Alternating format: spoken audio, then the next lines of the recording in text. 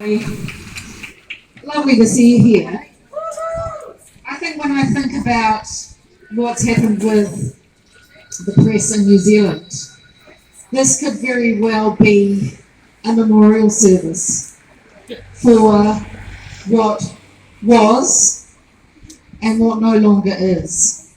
And I think that is something that is and should be of very, very grave concern to absolutely everybody in this country, no matter what you think, no matter what you believe, no matter what you know or don't know. Having a press that does not present the point of view of the people, and as they say, they're committed to the diversity in this country. Well, everybody is part of that diversity. And truly, if you think about when the pandemic was announced, it's conceivably understandable for the press to think that there is a pandemic happening and they need to get right behind that for a little while. As we all know, the moment that there is some question or concern about the truth of that, it is the job of the journalists to investigate that in the deepest, most serious manner possible.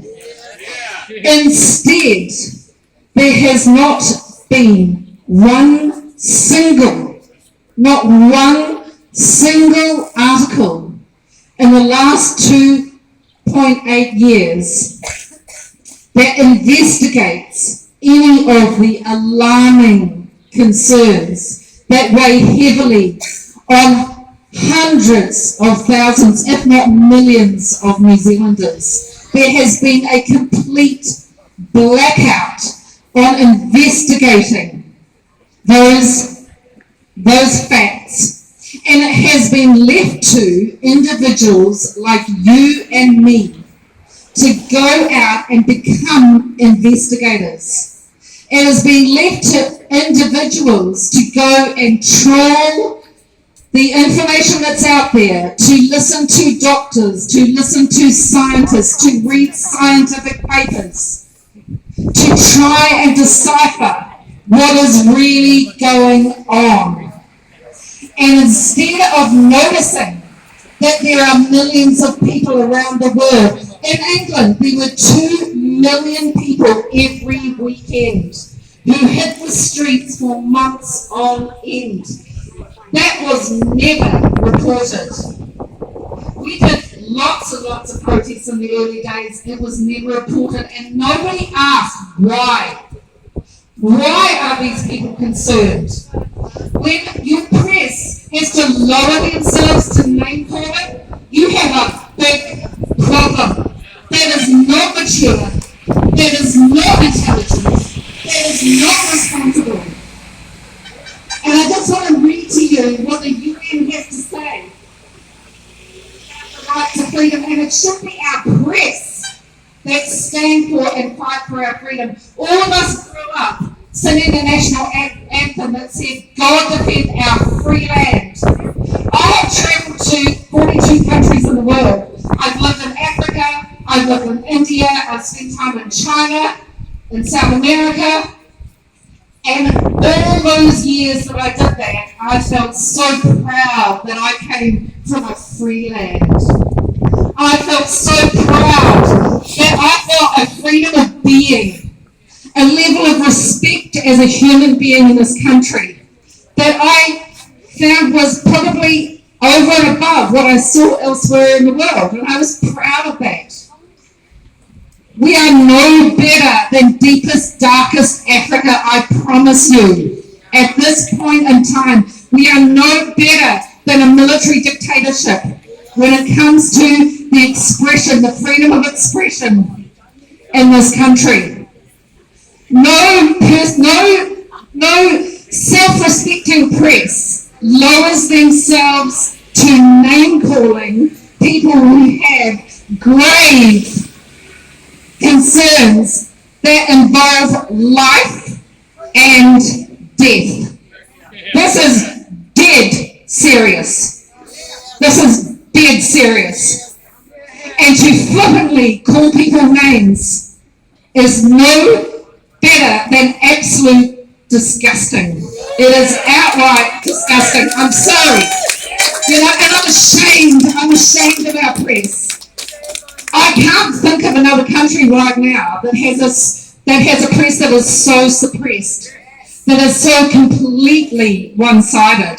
Even the Daily Mail reports people dropping dead on stage, children dying in a restaurant. We've seen one death in New Zealand due to the jab reported in the newspaper. And yet all of us know stories in our own lives of family and friends and people we know. And it is that any self-respecting journalist would be chasing those stories and digging down. When you've got people who've got interests in the companies that own these jabs, why have we not seen a single article about this new form of science, this experimental science that they're wanting to get into every person's body in this country? Why are they paying people to put this in their body if it's so good? Why are they only giving one side of the story? We could listen to these people if they were presenting other points of view, so the thinking public can make their own decision based on a broad spectrum of information.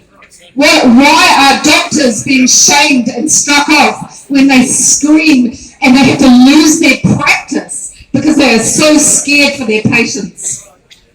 But they're shamed and they're destroyed in the media for speaking the truth of what they say. So I'm going to read you what the UN said.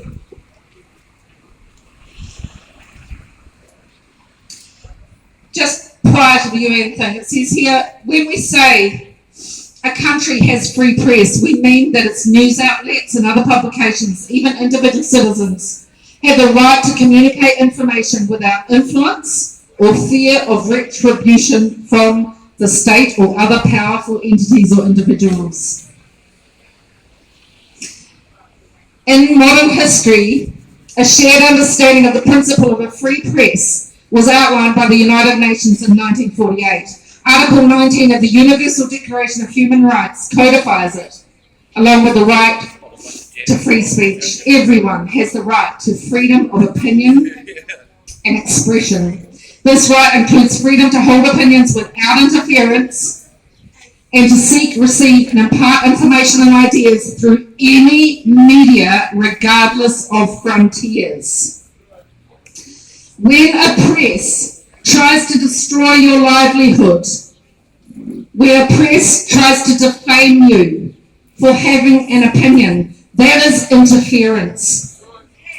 When they try and actually interfere with people making their own decision by not disseminating a broad scope of opinion, particularly from alternative medical and scientific voices, even people with social cultural commentary, that is interference in the functioning of a democratic society.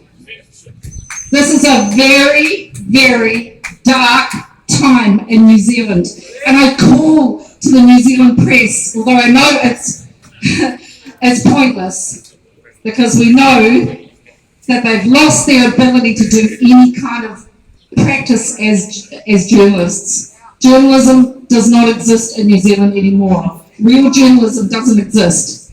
A journalist should have a fire in their belly to discover the truth, like every single one of us has. Who here has spent hundreds of hours trying to understand the truth because it's not available in the media? Hundreds and hundreds of hours. We've become researchers. We've become journalists.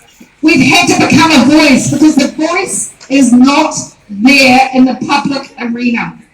And it's very, very sad for all of those New Zealanders who don't have the time, energy, or inclination to spend those hundreds, if not thousands of hours trawling through what is available in order to make up their own adult mind about what they think is going on. and what choices they want to make about their life and their body.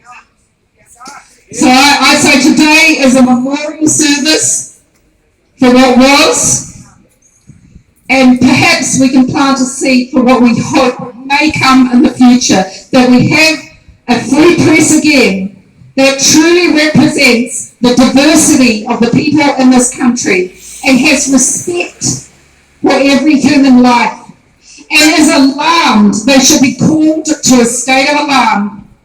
They only need to open their computer and read the Daily Mail, which is a mainstream press, and they should be frightened about what's happening as a result of this so-called vaccine, which they're still encouraging people to put into their children.